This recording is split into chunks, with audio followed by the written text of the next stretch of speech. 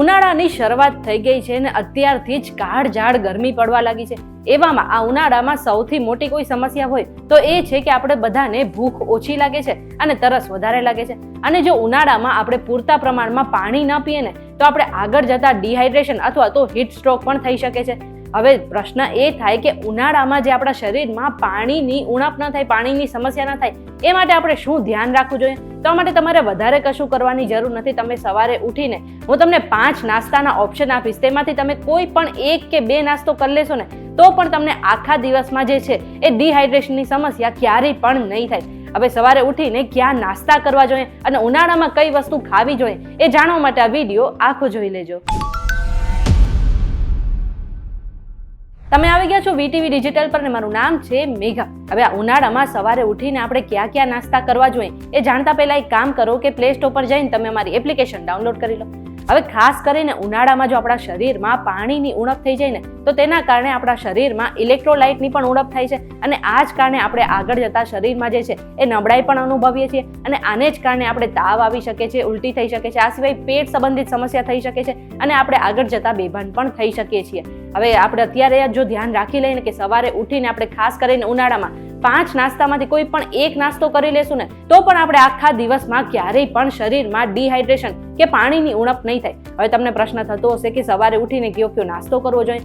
તેમાંથી પહેલું છે કાકડી અને તરબૂચ. હવે આ ઉનાળામાં પાણીની ઉણપ ન થાય ને એટલે લગભગ લોકોએ તરબૂચ તો ખાવું જ જોઈએ. આ જે તરબૂચ છે 90% પાણીથી અને ઇલેક્ટ્રોલાઇટથી બનેલું હોય છે અને આને જ કારણે આપણું જે પેટ છે એ તો ભરાયેલું રહે છે. આ સાથે જ આપણા શરીરમાં જે છે પૂરતું પાણી પણ મળી રહે છે અને આ સિવાય જે કાકડી છે એ પણ 95% પાણીથી ભરેલી હોય છે અને આને જ કારણે જો તમે સવારે ઉઠીને કાકડી ખાઈ લો છો ને તો પણ તમને આખા દિવસમાં જે પાણીની ઉણપ છે એ પણ નહીં થાય. અને આ સિવાય કાકડીમાં ઘણા બધા વિટામિન્સ અને મિનરલ્સ પણ હોય છે અને આ સિવાય કાકડીમાં ફાઈબર પણ હોય છે અને આને જ કારણે એ છે તમારું વજન પણ ઓછું કરે છે. એટલે સવારે ઉઠીને તમે નાસ્તામાં કાકડી અથવા તો તરબૂચનું સેવન કરી શકો છો. આ 5 ઓપ્શનમાંથી બીજો ઓપ્શન છે કે કેળા અને સંતરા જેવા ફ્રૂટ. હવે આ ઉનાળામાં ખાસ કરીને ફ્રૂટ ખાવાનું મહત્વ ઘણું છે અને આને જ કારણે તમારા શરીરમાં જે પાણીની ઉણપ છે એ પણ ઓછી થાય છે.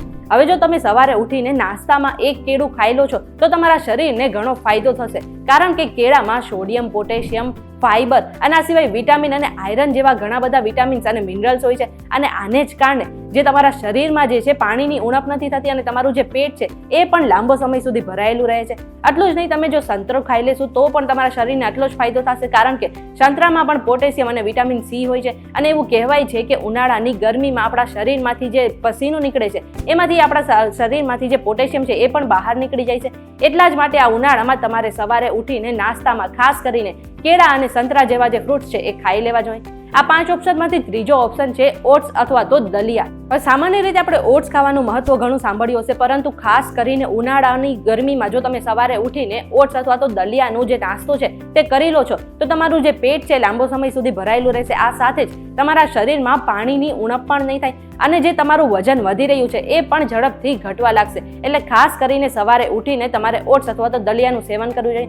આ 5 ઓપ્શનમાંથી ચોથો ઓપ્શન છે નારિયેળ પાણી. હવે આપણે બધાએ સાંભળ્યું જ છે કે ઉનાળાની ઋતુમાં આપણા શરીરમાં પાણીની ઉણપ ન થાય એટલા માટે આપણે ઘણું બધું પાણી જે છે પીતું રહેવું જોઈએ. એમાં પણ તમે ખાસ કરીને સવારે ઉઠીને નારિયેળ પાણીનું સેવન કરો છો ને તો તમને આખા દિવસમાં પાણીની ઉણપ નહીં થાય અને જે ઇલેક્ટ્રોલાઇટ છે એ પણ સારી માત્રામાં આપણા શરીરમાં મળી રહેશે, કારણ કે એવું કહેવાય છે કે નારિયેળ પાણી જે છે એ ઇલેક્ટ્રોલાઇટ્સનો એક સારો એવો સ્ત્રોત છે. એટલું જ નહીં, આપણા શરીરમાંથી પસીનાને કારણે જેટલા પણ વિટામિન અને મિનરલ્સ આપણા શરીરમાંથી બહાર નીકળી ગયા છે એ પણ આપણે નારિયેળ પાણીને કારણે ફરીથી આપણા શરીરમાં મળી રહેશે.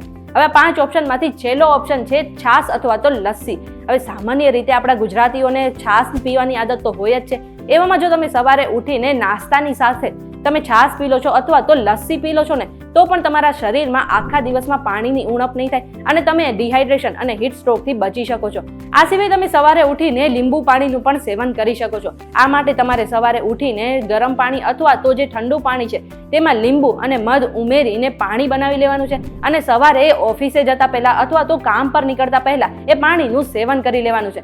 આને કારણે તમારા શરીરમાં જે છે ઉર્જા બની રહેશે. આટલું જ નહીં, તમારા શરીરમાં પાણીની ઉણપ નહીં થાય અને કોઈ પણ ઇલેક્ટ્રોલાઇટ્સની પણ ઉણપ નહીં થાય અને આને જ કારણે તમે ડિહાઇડ્રેશનથી બચી શકો છો. હવે આ બધી જ માહિતી અમે રિસર્ચ દ્વારા એકઠી કરી છે અને કોઈ પણ સ્વાસ્થ્ય સંબંધિત સલાહ માટે તમારે એક વખત ડોક્ટરની સલાહ ચોક્કસથી લેવી જોઈએ. આ વિડીયો તમને કેવો લાગ્યો અમને કમેન્ટ કરીને જરૂરથી જણાવી દેજો અને આવા જ વિડીયોઝ જોવા માટે અમારી ચેનલ સાથે જોડાયેલા રહેજો.